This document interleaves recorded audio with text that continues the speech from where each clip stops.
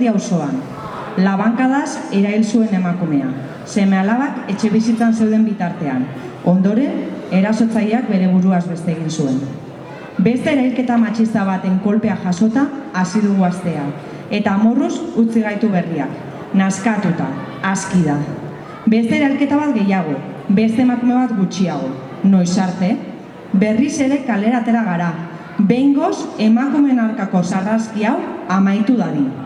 Presazkoa da, ekintzetatik praktikara salto egitea, berehala, indarkeria matxista errotik sostengatzen duten genero sistema eta botere harremanak deuseztatzeko.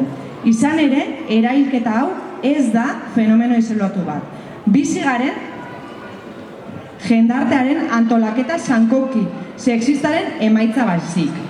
Egoera jasangaitza da, eta dei egiten diegu, eragile sozial, ekonomiko, instituzional, politiko, zein kultural guztiei indarkeria matxistaren aurka tinko borrokatzeko.